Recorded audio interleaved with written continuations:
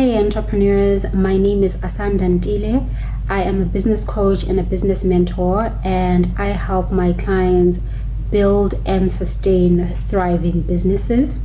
Welcome to our series on financial planning for entrepreneurs, where we talk about one of my favorite topics and something that I believe should be a key consideration for every single entrepreneur. And that is how effective risk management can support the growth and sustainability of your business.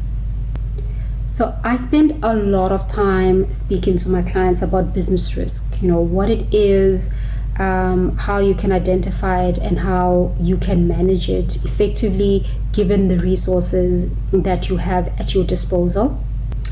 And very simply, business risk is a particular type of risk that affects the ability of a business to achieve its goals. These business goals include things that affect revenue, expenses, operations, and ultimately profit. So although risk as a concept is quite broad, business risk is tied directly to the running of a business. So today I want to bring into the fray a particular type of risk that I believe should be on every entrepreneur's radar when they think about business risk, and that is personal risk.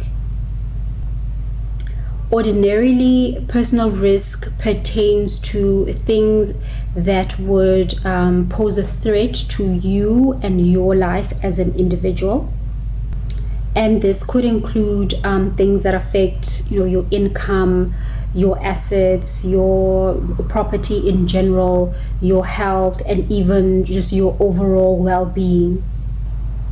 Now, as an entrepreneur, you may be tempted to conclude that there is a definite distinction between personal risk and business risk in your life, but the reality is that it's actually not that simple.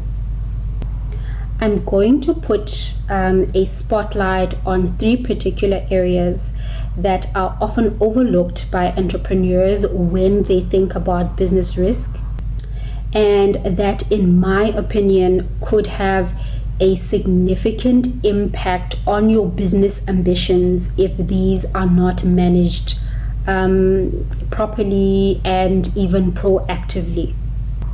So number one is your health. Your health is going to have an impact on your business to the extent that your business relies on you showing up every day in order for the business to generate revenue. So what do I mean by this? If you can only make money when you are in the office or when you've showed up for work, then there is a much stronger link between your personal health and the health of your business. If, on the other hand, your business is at a point where you can generate revenue in your sleep, or you've put in place things that allow you to make money while you are doing other things, then the connection between the health of your business and your personal health is less strong. So when your health is poor, I think we can expect that it is likely going to have a negative impact on things like your focus, your creativity, and perhaps even your judgment as you are making business decisions. This will be the case whether you are a solopreneur, as in you are the only person currently working in your business, but it will also be the case even as your business grows and you now have a team of people that support you in your operations.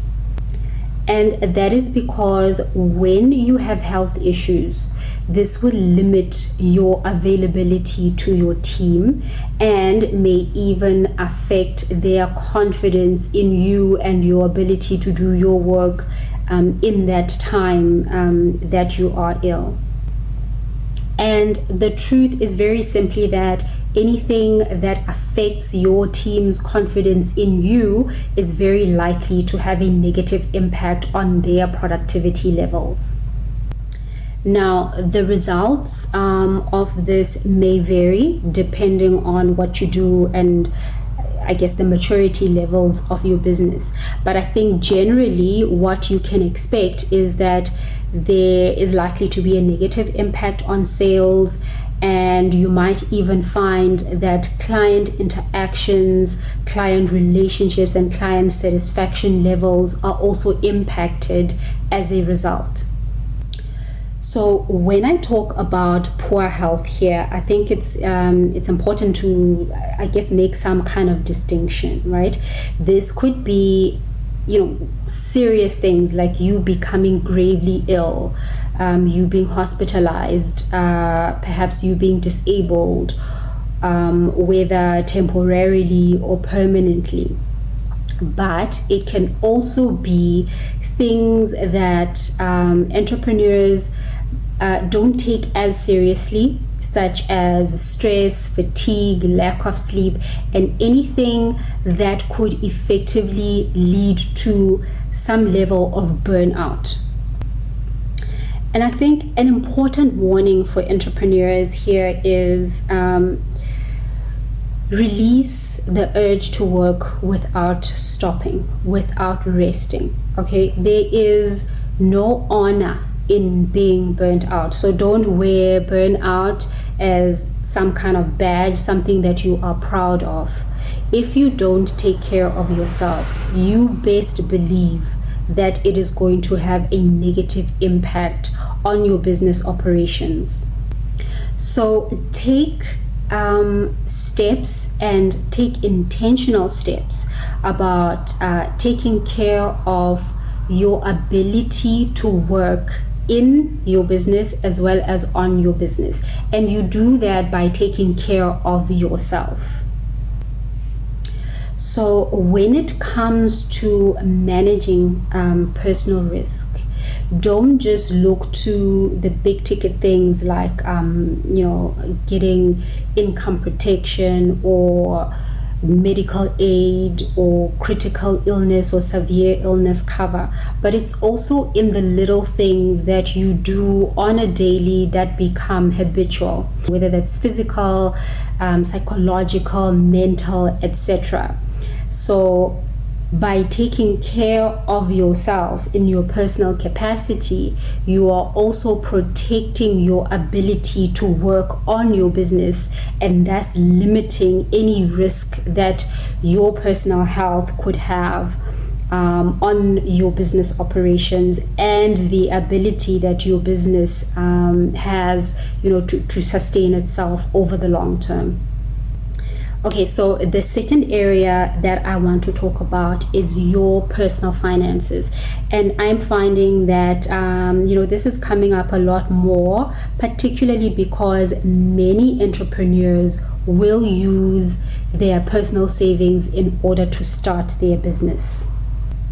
So somewhere along the line, we often get to the point where those personal savings are depleted.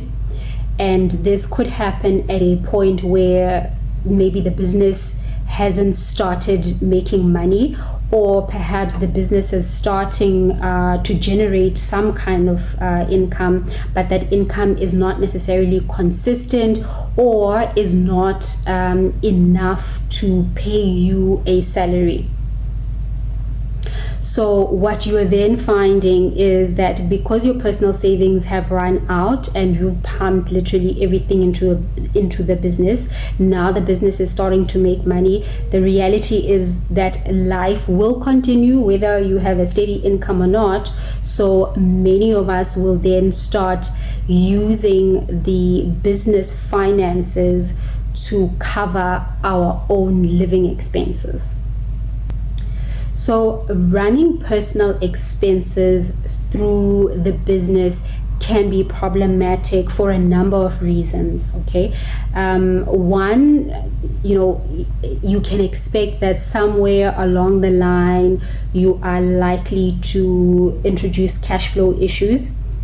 But the second reason is really the one that I want to focus on, that I think a lot of us don't necessarily consider until it's potentially too late. But running personal expenses through the business could lead to a very unpleasant run-in with SARS somewhere along the line, and that is because that could be based on the type of personal expenses that you are running through the business.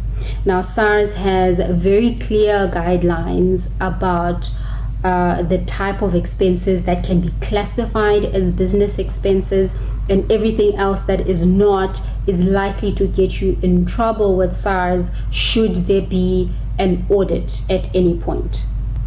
So if you are starting out and potentially are still in the planning phases of your business, and you are going to be using your personal money and savings to start the business journey, then make sure that you are setting things up properly from the beginning. So get some advice from an accountant or from a tax practitioner, or an accountant and a tax practitioner is probably a much better combo to have. But make sure that you are setting things up properly from the get-go, and if you have already started using your personal savings, you're out of the planning stages and you've already started on your entrepreneurial journey, then get the advice sooner rather than later. Ideally, what you should be looking to do is setting up a loan account, because effectively when you're using your money to start a business, you are giving a loan to the business, and at some point the business should be expected to pay you back. And so it's so important that you think about that sooner rather than later. Set it up properly so that things are documented and there is a plan as to how and when the business is going to be paying back your loan. As an entrepreneur, your personal finances are deeply connected to the finances of your business, and you want to avoid a situation where these two are so meshed that you cannot tell the difference.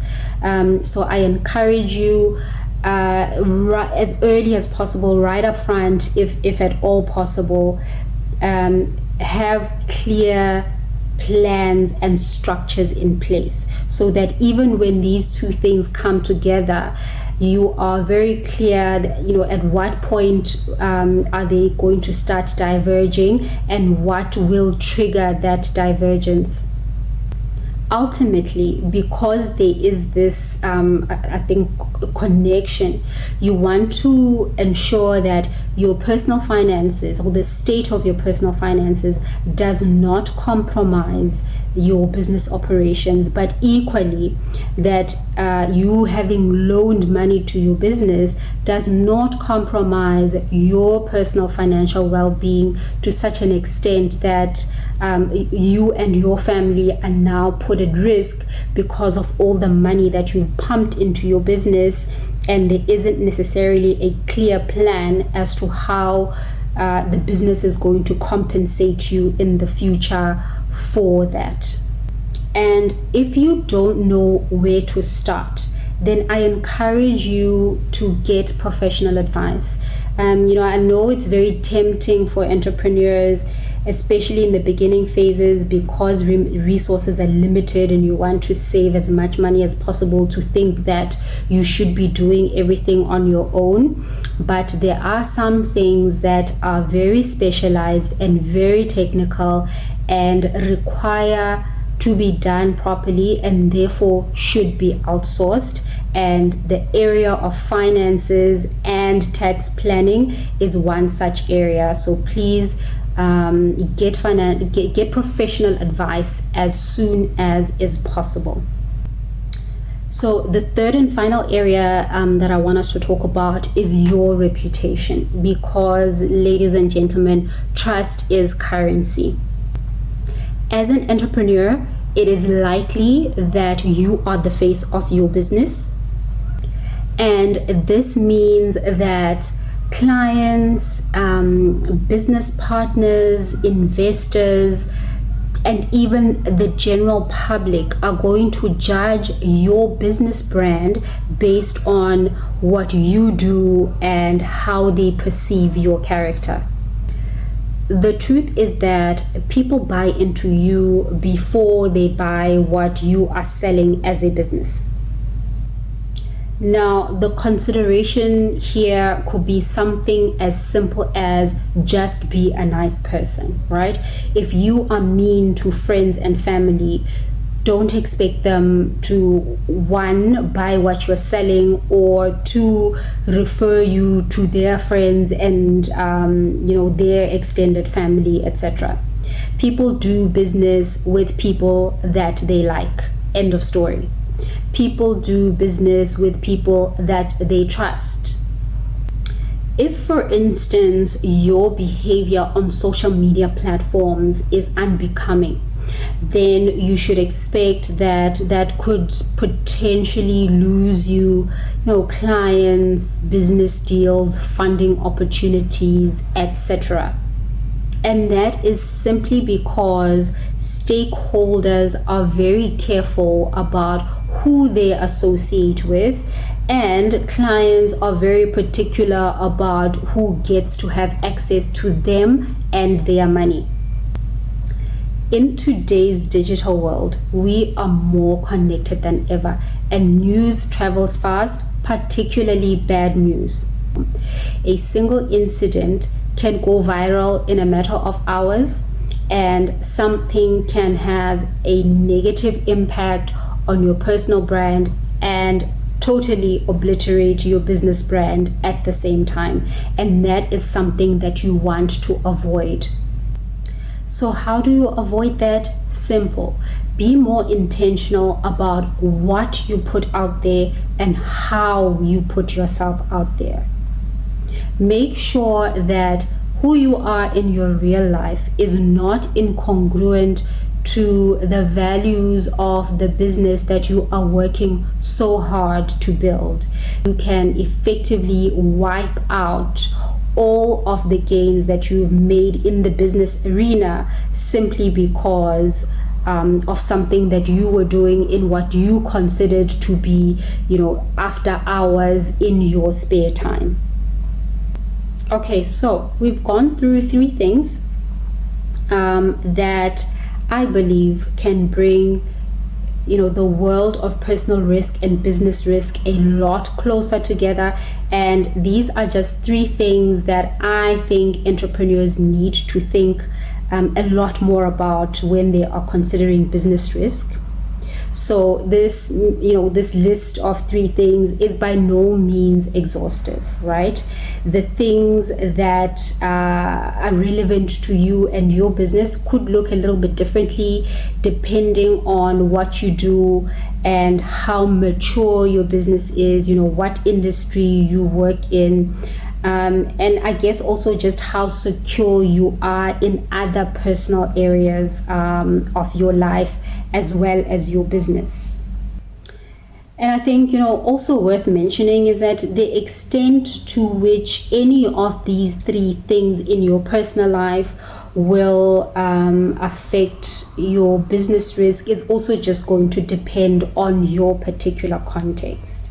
Okay, what's important to remember here is that the goal of this video was to get you to start thinking about risk in a broader way, so that your risk management strategy is as robust as possible. I think what is important is for you to grow your awareness of what constitutes personal risk and what is business risk in your world, and how potentially these 2 things are coming together.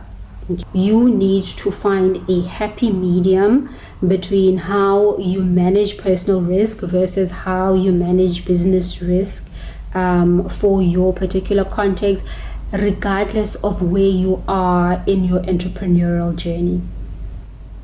As an entrepreneur that is starting out, chances are a lot higher that you are your business and your business is you, and this has significant implications for your risk management strategy.